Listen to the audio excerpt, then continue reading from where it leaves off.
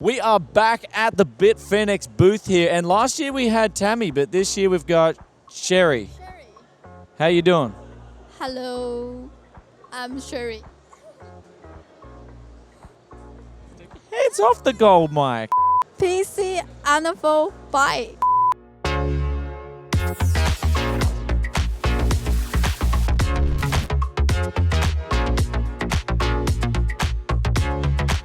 Welcome to Computex 2019, and I'm here at the BitFenix booth, and I'm going to take you guys through 3 new cases they have coming out, and also taking a look at a concept case where they actually might need a bit of your feedback on what they should do with it. But starting off with the entry level, we got $59 for the BitFenix Nova Mesh. Now, for an extra $10, they do have the tempered glass version coming in at $69, but I'm told that this will fit a 360mm rad in there at the front with a push and pull configuration. So you can have 3 fans on the front, 3 fans on the back, and then looking at the top of the case, we've got the ability to mount 2 120mm fans. Now, if clearance allows for it, so if the heatsink doesn't come out too much, then you can mount a 240mm rad up there as well in a push or a pull configuration. However, speaking of the clearance from the CPU block to the actual tempered glass or the side panel itself, we're looking at around 160mm, and for your graphics card, you're looking at about, or should I say Gravis card, you're looking at about 340mm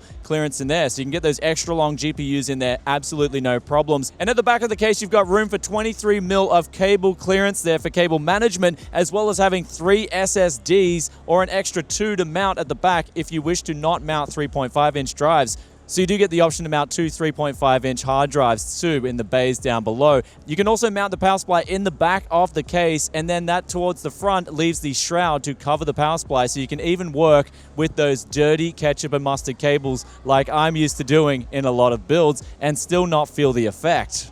And then the last piece of this puzzle, of course, is the front panel, which is easily detachable, and it is mesh, of course, to allow for easy airflow. On top, you get 2 USB 3 ports, as well as your standard audio out, mic in, and your power and reset buttons. And in terms of a release date, we're looking at a Q3 release date, anywhere in between those 3 months. I'm told they are still getting this to market, and they have to mass produce it, but they do want to get this thing out at the start of Q3. The next case that is coming to market in about Q4 is the Saber. This is coming in at $89 USD, of course, features tempered glass on the side. And on that note of tempered glass, both the cases I'm featuring here with tempered glass are going to have 4mm thickness. And at the back of this case is the ability to mount 4 SSDs and 2 hard drives, so 6 SSDs in total. But the differing factor here on this case is the RGB stripes at the front. Now, this is addressable RGB, so you can use this with 5-volt controllers on your motherboard and change the effects. But another cool thing with this front panel is if you take it off,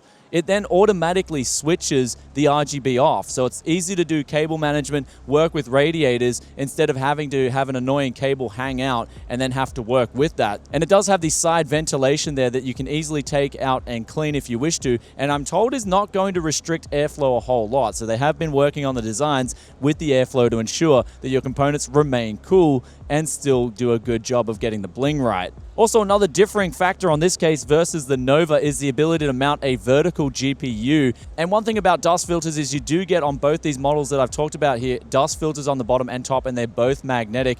And then the last of the cases here is a concept. This is the Dawn TG, so no release dates, no prices. They're just gauging to see whether or not this will be a good design or not. So do let us know in the comment section below if you are digging this design. Now, the RGB, they still have to get it to shine through, but the idea is to have what's up on the poster board, and that is the glass on the back and the front of the case having RGB in a unique manner shining through. And of course, it's got the ability to support even more than those previous 2 cases that we talked about. But speaking of the previous 2 cases, they also supported eATX, something that I did miss out, which is a great thing, especially for a $59 case, and for guys who want to maybe mount big server boards from the old Xeon generation, then that's definitely something to think about too. But in terms of this concept, it's mainly that RGB lighting that they're focusing on, and they're getting it in the works. But if it does have enough positive reception, then perhaps they'll put it into production. And if there is a finished concept, I'll get some shots for you guys on the channel in a vlog in the future. But with that aside, I hope you guys enjoyed our tour here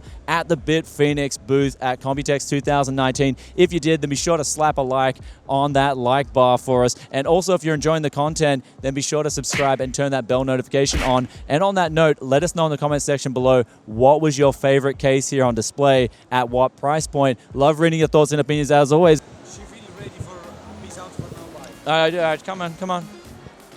Quick. Yeah, quickly. Peace out for now. Bye. One more time. Go. Energetic. Peace out for now. Bye. Nailed it.